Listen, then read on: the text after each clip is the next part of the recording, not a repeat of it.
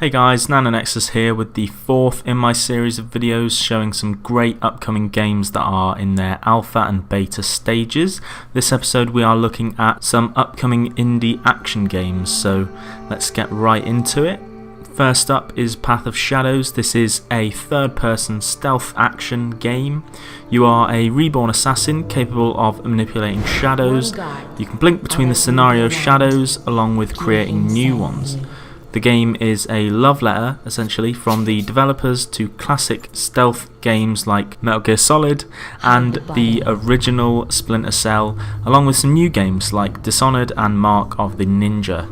The art style is very noticeably inspired by Okami, Journey and Sly Cooper, which has produced a very pretty looking game.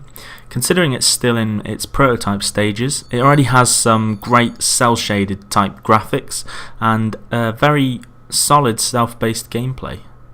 So you play as an assassin given a second chance at life by a mysterious goddess, bringing you back from the dead and granting you the ability to manipulate the shadows. You can teleport between shadows, hide bodies, use shadow vision to locate enemies, and like all stealth games, you are very fragile if exposed, but deadly when you're stalking enemies in the shadows. Great presentation, fluid gameplay, and definitely worth a look.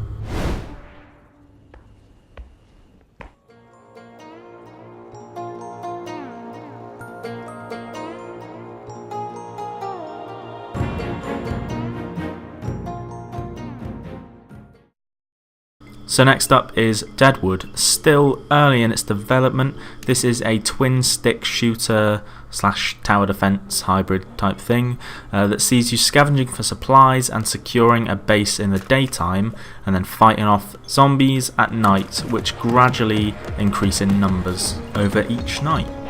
Reminiscent of a sort of simplified Don't Starve with a 3D graphic art style, it's also a little bit like a beginner's version of Grave. If you watched my horror selection of this series, you'll know what that is. Scavenge for resources, set traps, erect barriers, and shoot down zombies, or Deadwoods as they're known in this game. The overall aim of the game is to survive as long as possible, which really relies on good base placement and proper resource management.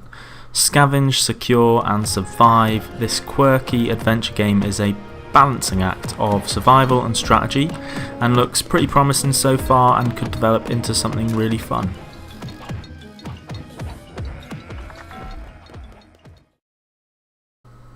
Humans are long gone.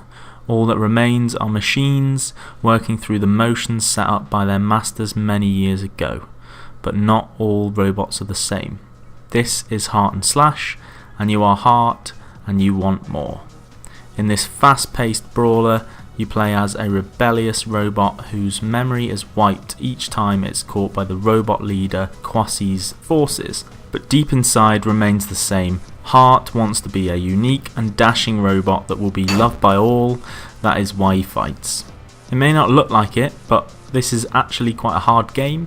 You'll die a lot, but dying really doesn't matter as robots can be simply and indefinitely cloned.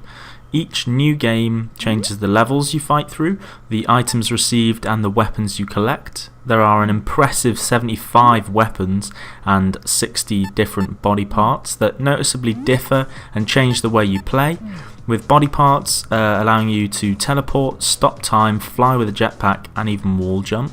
The levels are short and brutal with almost no downtime through the game, so the game shouldn't be too taxing on the time front. Playing Heart and Slash isn't really about mastering one system, it's about being able to adapt to what weapons and body parts you are given and come across, and basically making the best out of what you have. It's a fun game overall with lots to play with and explore in terms of the many items, weapons and enemies in each playthrough, and it is definitely worth a look.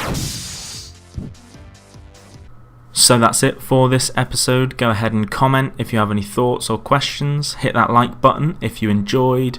As usual, all the links are in the description, and next up is my choice of novel-based indie games in development. So I will see you in the next one.